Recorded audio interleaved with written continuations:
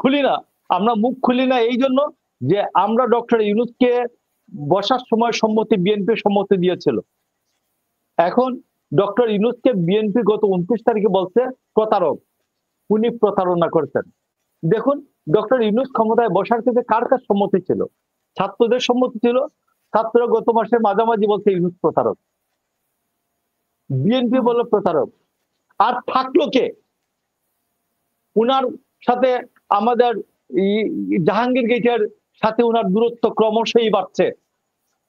আপনি মঞ্জুর ভাই, আপনি যদি দয়া করে দেখেন যে আর্মি অ্যাক্ট 1952 আমরা যেটা সংবিধানে এন্ডোর্স করেছি, সেই 150 অনুচ্ছেদ অনুযায়ী আর্মি অ্যাক্ট 1952 তে আছে যে আর্মি অ্যাক্ট 1952 59 ধারা অনুযায়ী বলা আছে যদি আর্মির কোন সদস্য তার চাকরিকালীন সময়ে কোনো সিভিল অফেন্স করে, মানে সিভিলিয়ানের সাথে কোনো অফেন্স করে, এটা সিভিল অফেন্স গণ্য হবে এবং এটার বিচার আর্মি অ্যাক্টে হবে।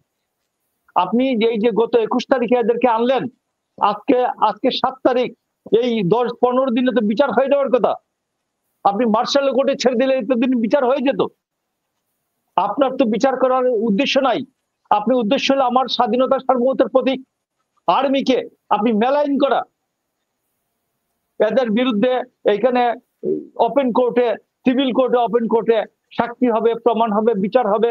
এইটা পত্রিকায় আসবে, পত্র পত্রিকা আসবে, ইলেকট্রনিক মিডিয়া আসবে। এটি হলো আপনার উদ্দেশ্য। তো এই জন্য আমি বলছি যে ডক্টর ইউনূস প্রতিটা প্রতিষ্ঠানকে ধ্বংস করছেন। প্রতিটা প্রতিষ্ঠানে আজকে দুর্নীতি 10 গুণ, 20 গুণ, 50 গুণ, 100 গুণ বেড়েছে। আপনি এমন কোন আসিফ মাহমুদের পিএস এর কাছে এত টাকা পাওয়া গেছে, সেটা সত্যতা পাওয়া গেছে, কিন্তু আসিফ মাহমুদ তো আজকে বলছে যে ওনার ভোট করার মতো, নির্বাচন করার মতো টাকা নেই। মানুষ থেকে টাকা নিয়ে নির্বাচন করা, এইসব ভগিযোগী মানুষের কাছ থেকে টাকা নিয়ে নির্বাচন করা যায়? মানুষের কাছ থেকে টাকা নিয়ে নির্বাচন করা যায়? স্কুল মাস্টারের বুথ নির্বাচন করা যায়? ওয়ার্ড ক্রেডিবিলিটিতে মানুষ 5 কোটি টাকা দিবে? ওয়ার্ড ক্রেডিবিলিটিতে 4.5 লাখ ভোট, 4.5 লাখ ভোটে 10 টাকা করে যে খরচের অনুমতি দিয়েছে, তাহলে 4.5 লাখ ভোট ইন্টু 10 দেখেন কত কোটি টাকা হয়। তো সেইখানে এইসব ভগিযোগী আমি বলছি। আপনি দেখুন আসিফ মাহমুদ, সজীব ভুইয়া কি একটা অগ্নি নিয়ে, আগুন নিয়ে খেলা, কি বলেন, এটা তো গা শিহরে ওঠে যে সে বলছে 27 কোটি টাকার একটা প্রকল্প নিচ্ছে ডক্টর ইউনূসের কাছ থেকে। ইউনূসের প্রকল্পটা হলো যে যুবদের আত্মরক্ষামূলক প্রশিক্ষণ, তারা জুডো কারাতে শিখবে আর অস্ত্র চালনার মৌলিক প্রশিক্ষণ নেবে। আমার মনে করলাম এটা ভ্যালিড একটা জিনিস মনে করলাম। এরা রেজিস্ট্রেশন করবে কিভাবে? অনলাইনে রেজিস্ট্রেশন করবে। এরপরে ওদেরকে 15 দিনের মৌলিক প্রশিক্ষণ দেওয়া হবে অস্ত্র পরিচালনার। তারা গুলি ছুড়বেন না, কিন্তু সব মৌলিক প্রশিক্ষণ নেবেন অস্ত্র এবং অস্ত্র পরিচালনা সম্বন্ধে।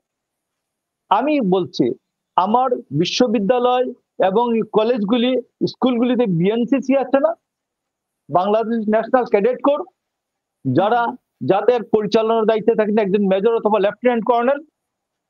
তো আপনি বিএনসিসিতে টাকা না দিয়ে ডক্টর ইউনূস আপনার এই যে ছাউকে আপনি 27 কোটি টাকা দিলেন, যে 8,500 কর্মীকে 27 কোটি টাকা দিয়ে সে অস্ত্র পরিচালনা প্রশিক্ষণ দিবে।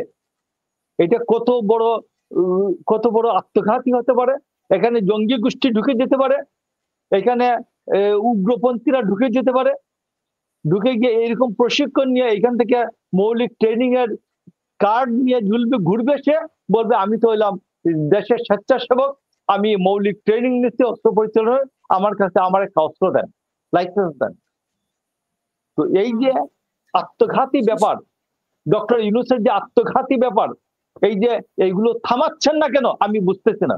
ডক্টর ইউনূস এগুলো কি নিজে না বুঝে, বুড়ো মানুষ কি বুঝে না, নাকি ইচ্ছা করে এই বাংলাদেশকে ডুবানোর তালে এটা উনি হাত দিয়েছেন?